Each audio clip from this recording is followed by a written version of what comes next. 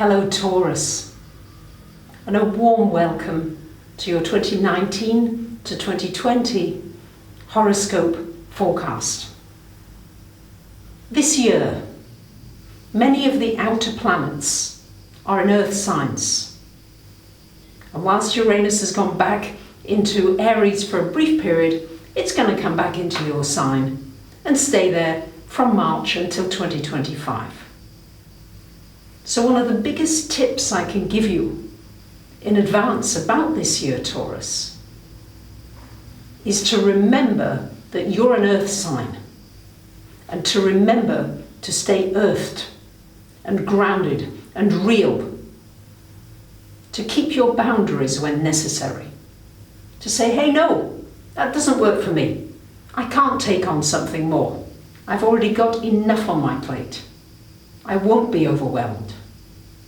It's going to be very important to find your connection to the earth and to be able to be still like a tree. Imagine you're a tree trunk that's not getting disturbed or agitated by all the things that are happening around.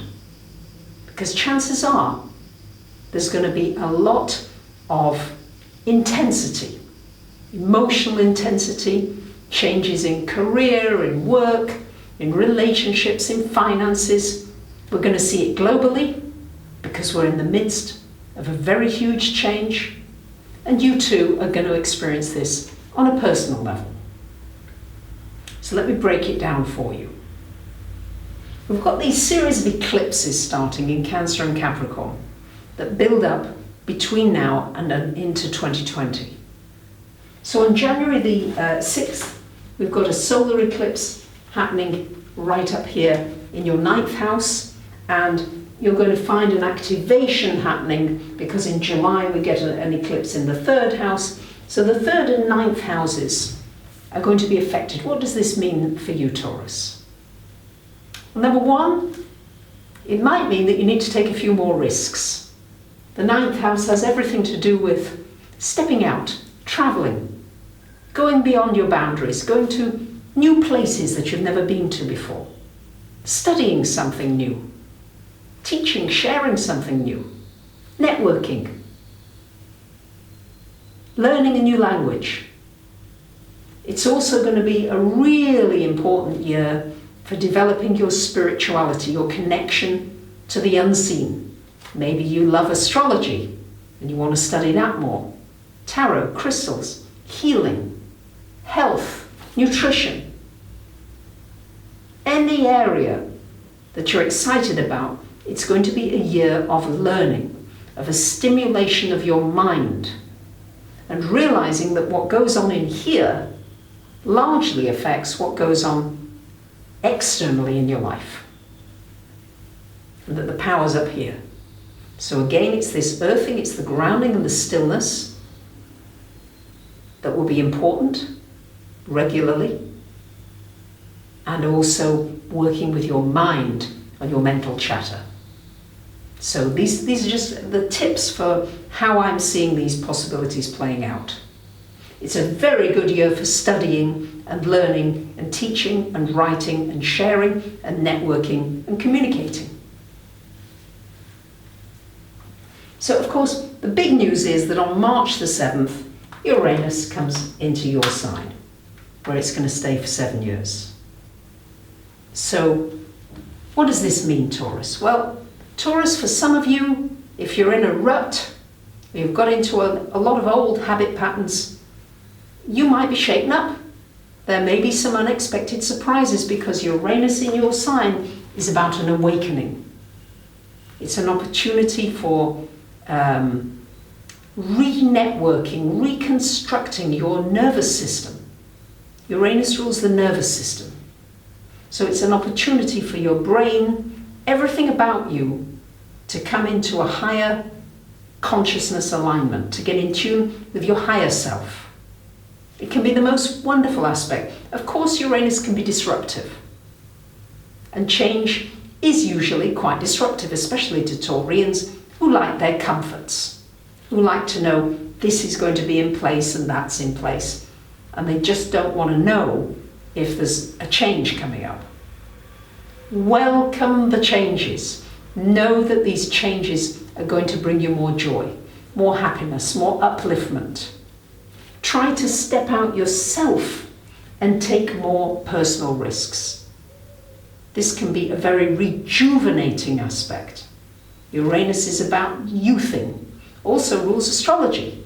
So you may find that you really want to study your astrology chart in depth. Maybe you'd like to come on one of my webinars or get a recording of one of them so that you can really learn more of how you tick and how you can use this Uranian, powerful, transformative energy. On July 2nd, we've got a solar eclipse happening in the 3rd house, and on July 16th, a lunar eclipse. So again, as I've said, lots happening in these 3rd and 9th houses. At the end of the video, you'll have a list of important dates, including the Mercury retrogrades, which this year are all in water signs. So it's going to be very important to trust your intuition when you're communicating. Maybe sometimes to be quiet, to say nothing, rather than to blurt out and say something and maybe be very emotional about something. Realize that emotions are really like the weather. They pass, they change, they go. One minute you might be upset, and the next minute you're okay, the next minute you're... So in and out. And this Mercury retrograde energy will give you an opportunity to really study how you react emotionally to the situations around you, and how you can correct maybe some behavior patterns that haven't served you in the past. So we've got Jupiter in this 8th house for most of the year until December the 3rd. So in the 8th house, this can bring you a windfall from somebody else. A partner's finances can grow. You may get sponsorship, a grant, a loan. It's often an expansion of money from other people, some help from some other source.